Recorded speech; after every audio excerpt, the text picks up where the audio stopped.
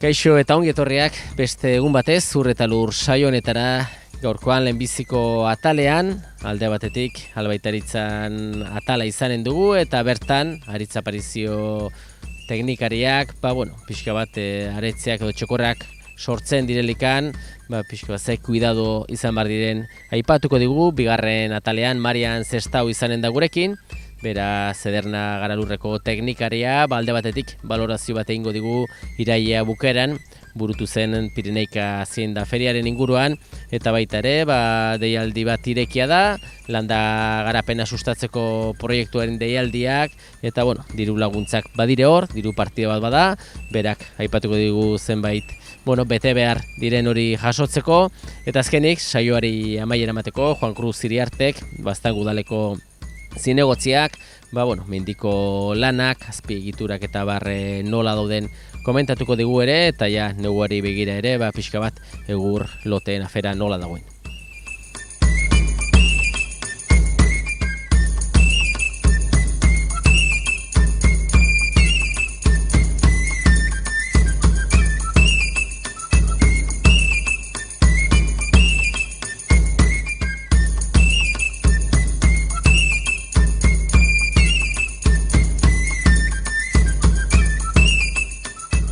Saioaren hasieran esan dugun bezala, albaitaritzaren atalean gaude eta gurekin albaitaritzako teknikari bat, Aritz Aparizio, aurpegi ezaguna gurekin tarteka egoten den gizona. Eta Aritz, halaxe da ez, beti ere albaitaritzatik zenbait gomendio ematen dituzue, eta gaurkoan solastuko zara batipat, aretzen, umatzea edo aretzek sortzen direlikan, momentu garrantzitsua da hori ez. Bai, noski, zuk erraten desun bezala, momentu garrantzitsua bada ikuilutan, gehien bat, aragitako behiekin ibiltzen diren abeltzainen artean, txekorra da, beraien produkzioa, eta txekor hori aurrera ateratzea oso garrantzitsua da, gero gizentzeko eta hor, diru sarrera izateko. Ezta, baitare behia, baitare, gero eta hobe pasten baldin badu umetzeko egun hau, eta hobe berreskuratzen baldin bada bere modu osasuntzu ez eta hola, azkarrago sartuko da berriro zikloan, eta izango du beste txekor bat lehen bailen. Bestaldetik baitare, esnetako behien ekoizpenean ibiltzen direnok, badakite baitare, nahiz eta txekor horrengatik diru gutxego igual jasan, baina oso garrantzitsua da baitare egun hau umetxekoa, zeren behia lehen bailen berreskuratzen badugu eta egoerarik osasungarriago, ahalik eta osasungarriago batetan, lehenago hasiko da esnea ematen, denbora gehienez emango du esnea, eta esne kantitate eta kalitate handiagokoarekin. Hori da, izaten dire momentu edo une delikatu xamarrak, tensione pixo bat izaten du ere abeltzainak, eta azkean hori da ez, umaldia gaizki atatzen bada, aretze bera hiltzen alda, edo inkluso behia bera, eta galtzen dugu ja hor dirutza eta prozesua edo zikloa galtzen dugu. Hasteko, oia badakigu, gutxera bera, abeltzainak jakiten du, hortxe umatzeko data iritsi da, behiak ezagutzen ditu, eta badaki, iritsi bar dela ja momentua, eta garrantzitsua izango da lehenbiziko guztan nun umatu bar den, ez? Bai, interesgarri izaten da, gaur egun zuk esan desuna, ez? Abeltzainak betidanik badaki noiz umetu behar duen gutxi gora bera, behi bat, gehien bat programatu duelako pixkat inseminatzerakoan, edo badakilako noiz gelditu den pixkat ardun, eta hola. Dena den, badaude baitare sistema ezberdinak jartzen direla igual izatzan eta hola, detektores de partos deitzen direnak, izatzaren mugimenduaren arabera bizatzen dizula umetzeko momentua hurbil dagola. Behin hori dakigula, umetzeko dagola behi bat, konbenigarri izaten da, pixkat beste behietatik bereiztea, leku apropos batetan, leku lasai batetan, leku garbia, lastoa berrituta izan da, alik eta lasto kalitateko lasto bat, humedade gutxikoa, eta azkenean ambientea agradable izatea behiarentzako, eta hori, alik eta garbiena. Zergatik, arditze, umatze momentu hortan, beti ere arazoak etortzen aldire, ez? Bai, noski, dira momentu zailak, azkenean behia kaskar ibiltzen ari da egun horretan, normalena da gauzak ongi ateratzea eta parto natural bat izatea, ezta? Gainera, interesgarria da egun horietan gainean egotea, hurbil egotea, gainean ez, hurbil egotea, baina ez behiaren gainean. Utzi behar da pixka bat behia forma natural batetan umetzea, ezta? Baina, izan dizakeen arazoen artean, desagatu dezakegu igual, gehien bat esnetako behietan, hipokalzemiak, hori da kaltzio falta, ezin duela kaltzioa atera bere ezurretatik, eta orduan izaten du esnea ematen hasterakoan kaltzio jaitsiera bat. Gero baitare izan dezakete zetosia deitzen dena, hau da energi falta bat, azkenean da momentu bat energia asko behar duena umetzeko momentuan, eta energia falta hori izaten badu, hortik 5 egunetara, eta hola, azten da nabaritzen, 5 eguna arte normala da behia pixka bat justu ibiltzea energiaren aldetik, baina 5 egunetik aurrera jarraitzen baldin badu arazo hori, hori jako entziatugu arazo larri bat, eta badaude bere neurriak. Adibidez, hipokalzemiarentzako, eta zetosientzako baitare, daude produktu ezberdinak, bai likidoak, bai bolotan, eta hori eman behar direla, lehenago konbenigarri izaten da egitea analisi bat, adibidez zetosientzako begiratzen da esnetan, ze zetosi kantitatea daukaten, eta horren arabera hartu dezakegu erabaki bat, produktu bat edo beste erabiltzea, bai likidoan, bai bolotan, inkluso injektatuak. Injektatuekin igual gehien bat hipokaltzemientzako pixkat kontu ibili behar da, zeren behiak oso gaizki baldin badaude, ezin direla altxatu eta konbenigarri izaten da injektatua ibiltzea, behia altzatzeko eta indarratzeko. Eske hori ematen dio kaltzio kantitate handia, baina gero jaisten da berehala. Orduan konbenigarri izaten da mantentzea pixka bat kaltzio oral batekin, bolotan edo likidoan. Batipat orduan gomendatzen da preventiboki tratatzea, tratamentu preventiboren bat egite, edo bedaia ikusita analiteka hori eginda edo kadula zetosis edo kaltzio falta, sendatzeko bezala eman. Bietatik egiten da preventiboki ere? Preventiboki baita ere lantzen da.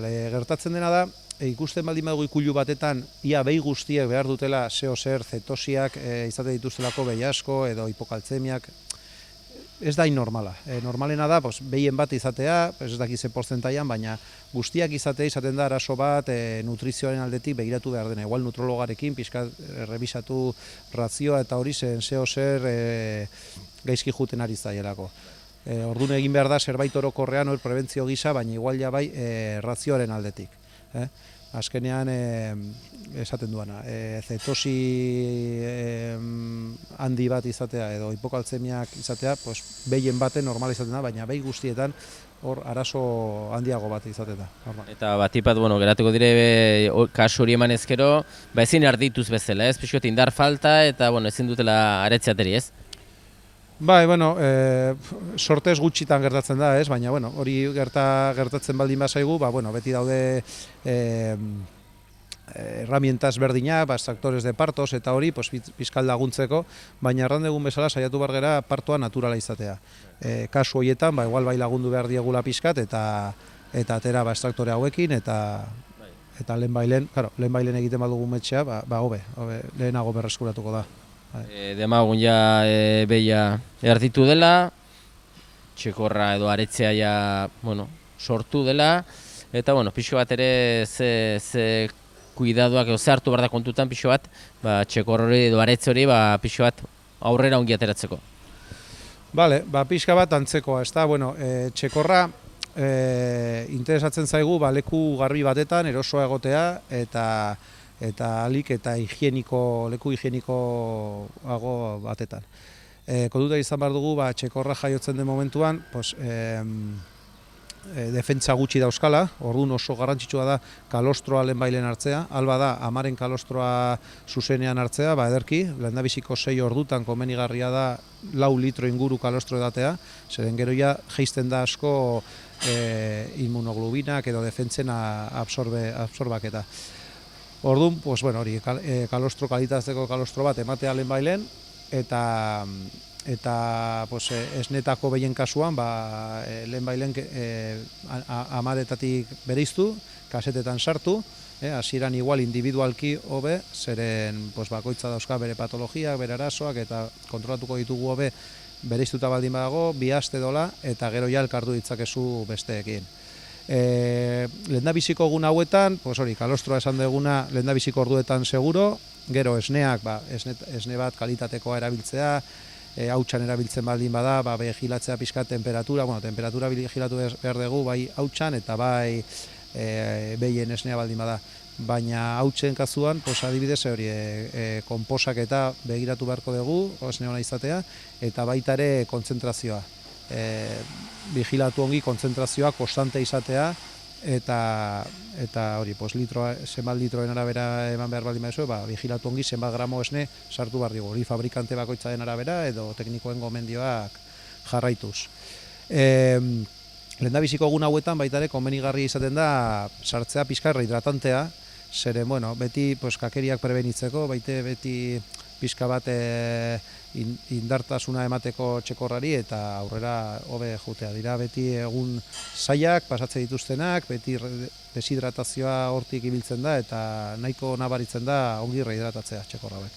Hori da, egun garrantzitsuak, ordu garrantzitsuak lehenbiziko horiek, eta zorionez abeltzainak gaur egunean oso profesionala dira, jarraitzen dituzte gomendioak, gainean egoten dire hurbilan behintzat ikusten duten nola dagoen aretzea, eta gaur egunean merkatuan ere, zorionez badire, esne hautsak ere, kalitate oso handikoa direnak, ez? Gaur egunean merkatu zabala da eta kalitate handikoa, ez?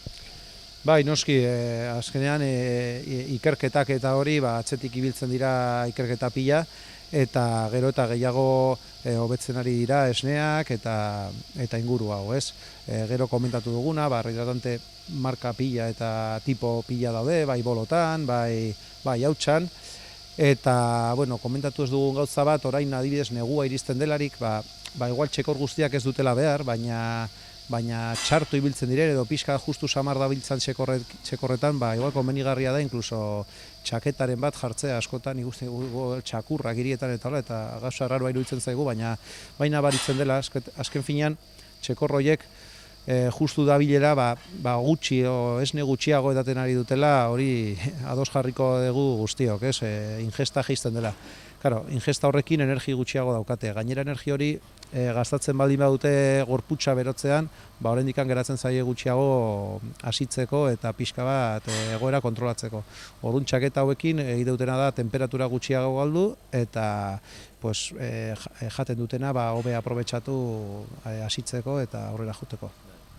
Garbi, Aritz, ikusten da, azkenean zainketa lan hauek garrantzitsuak direla, behia erditzeko momentu hori, aretzea sortzen delikan eta gauza asko izan bardia kontutan, gure partetik, eskerrak eman zuri Aritz, baitaren nola ez albaitaritzari, gomendio hauek emategatik. Eskerrik asko eta beste bat arte. Bale, eskerrik asko zuei eta beste bat arte bai.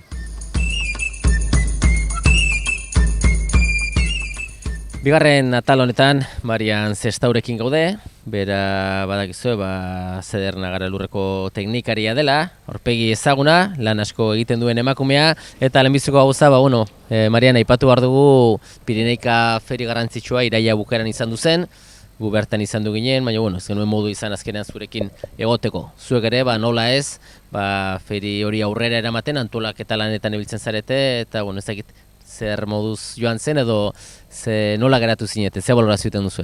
Bale, asongi. Bazuk esan dozan bezala, asteburu bateko egitasmoa da, ekintza bat da, baino urte guzin aitzenga antolakuntza batzordetik, asteburu hori, lehiaketa hori prestatzen, ez da?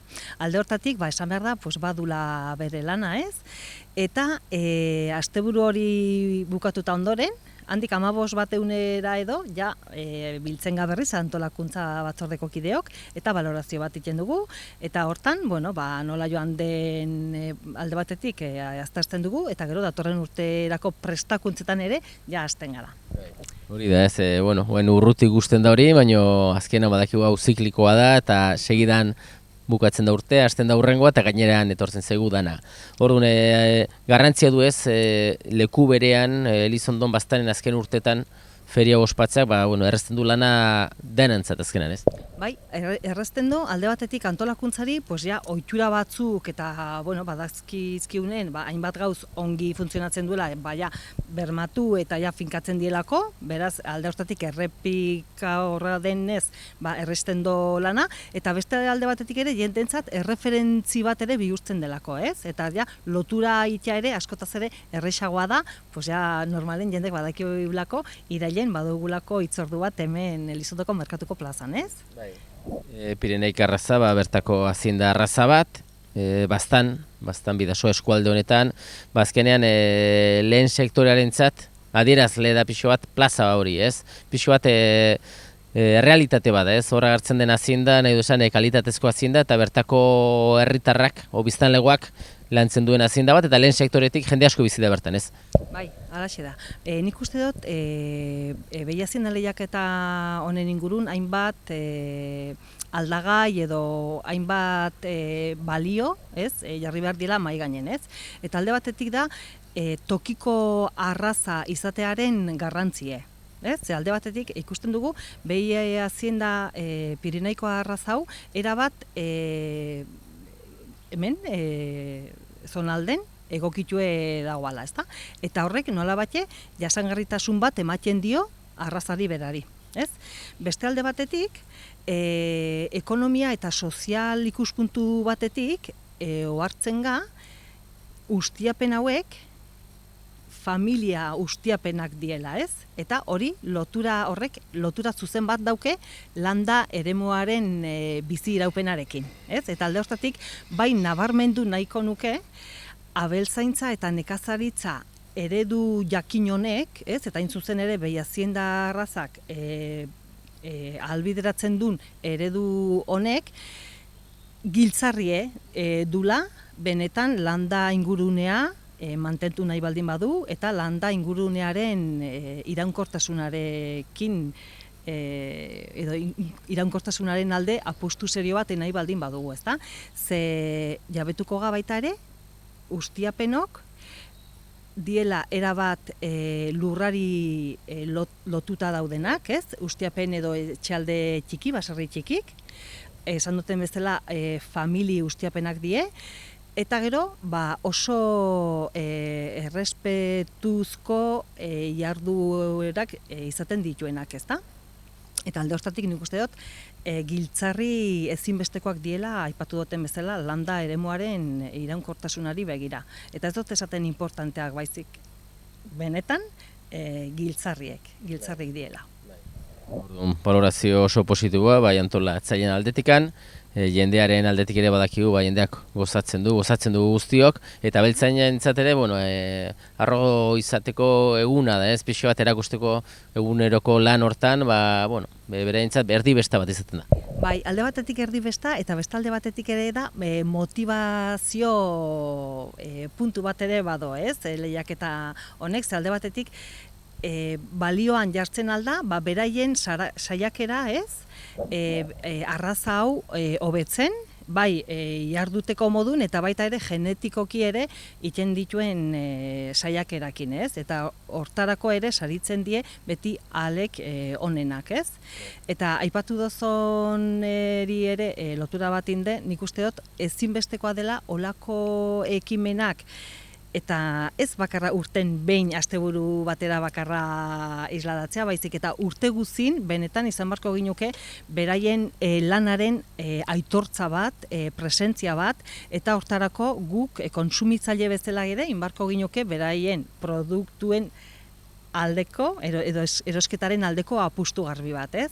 Eta hori ere lotu nahi nuke, gizarten ematen ari den aldaketa batekin, ez? Erosketa ohiturak nola bate aldatzen ari die, eta gero eta gehiago eroslek eskatzen do kalitatezko produktu bat izatea, eta kalitateari buruz ari naizenen, ez naiz kalitate nutrizionalari buruz bakarra baizik eta produktu hori non ekoiztu eden, nor dagoan ekoizpen horren atzen, ze praktikak erabiltzen dien, eta ze eredu, nekazaritza edo abeltzaintza ze eredu mota dagoan produktu horren atzen, ezta? Eta gero eta gehiago nik uste dut baloratzen dela, eredu txikie, estensiboa, herrikoa, iraunkorra izanen dena, eta eredu produktibista trinko edo intensiboetaz alduntzen den eredu bat, ez? Eta nik uste dut hori, hain zuzen ere, dela Behi Hazienda edo tokiko arraza baten eredu, ez? Eta ejemploa.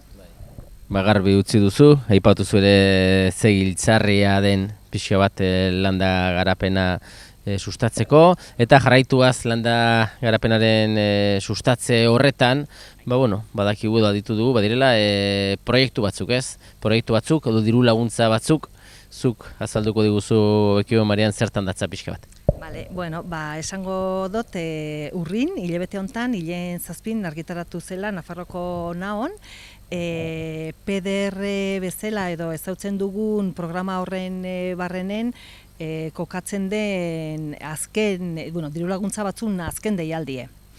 PDR hau da, landa garapenerako Europar Batasunak zartzen duen edo martxan dauken diru laguntza proiektu bat.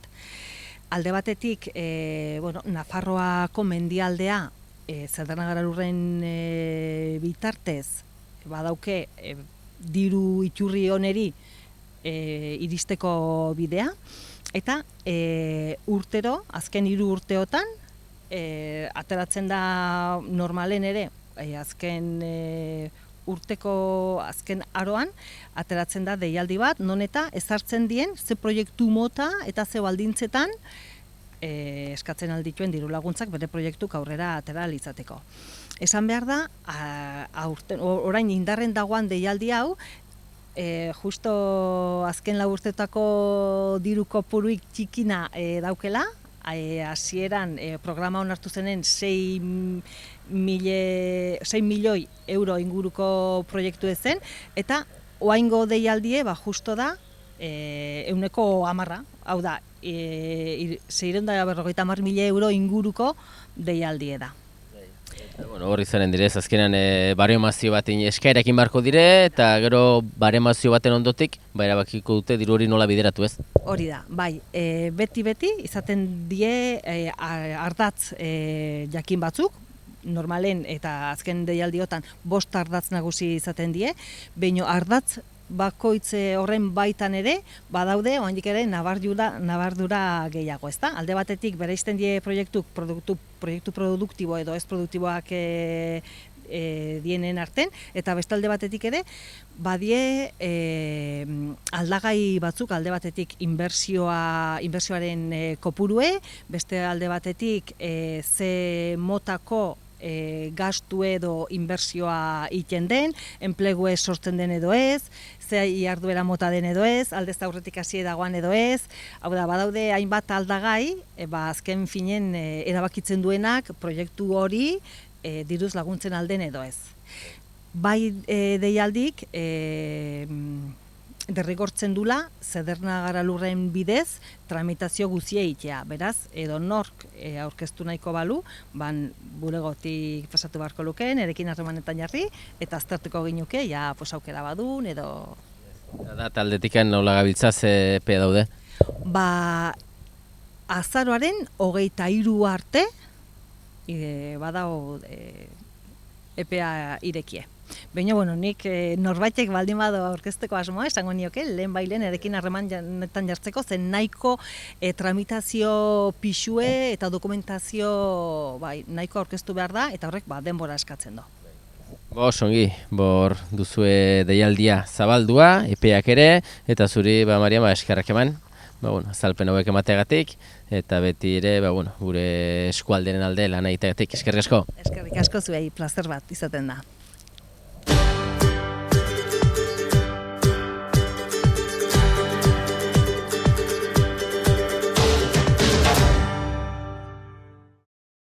Oraingoan, Juan Cruz Iriarterekin gaude, badakizue bera, Baztango udaleko zinegotzia dugula, nekazaritza, abeltzantza, mendi ingurugiro zinegotzia, eta Juan Cruz, zuek ere zarete aspertzen, eta pixko bat azken berriak edo zertan zabiltzaten aipatuko diguzu, eta batipat mendi lanak eta nola dauden, ez?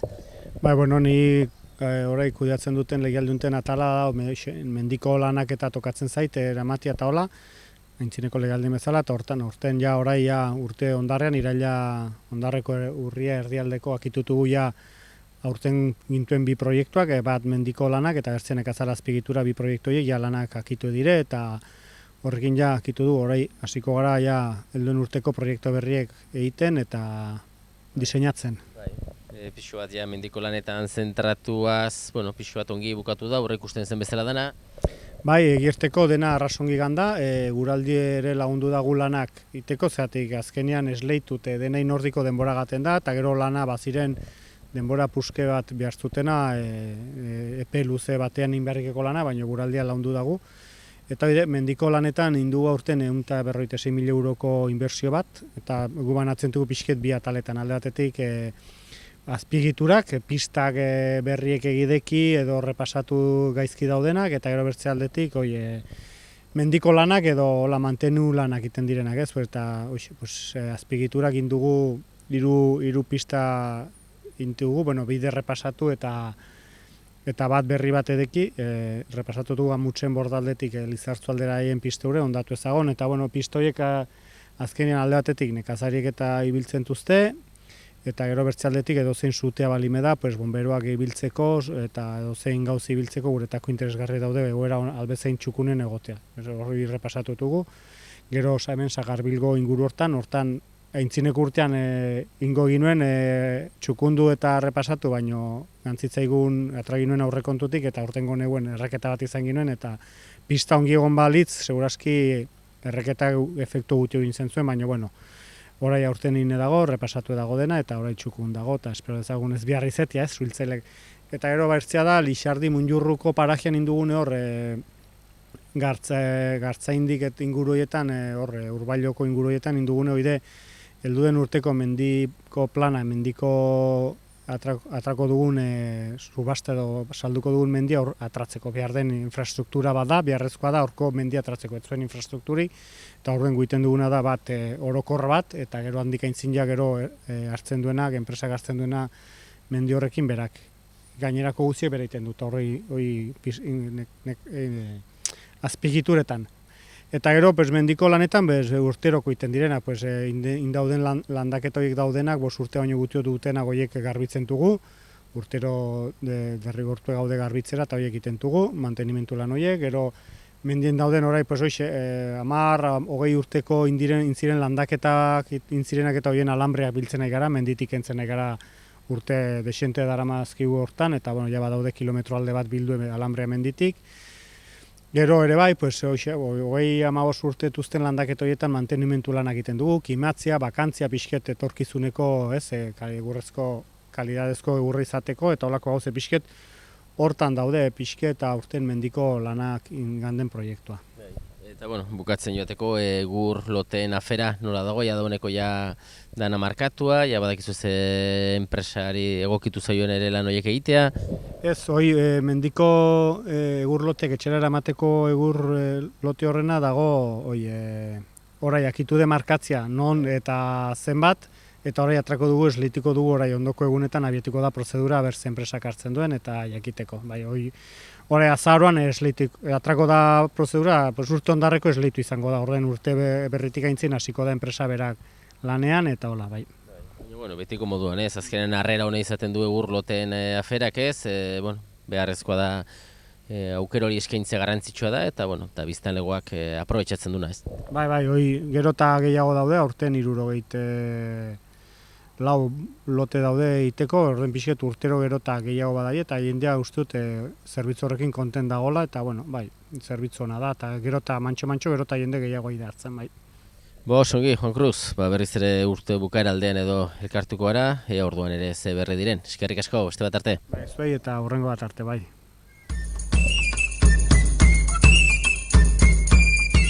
Besterik gabe, agur esateko ordua iritsi zaigu eta eskerrak emanez zuen arretagatik agurtzen gara datorren saio arte. Ongi segi.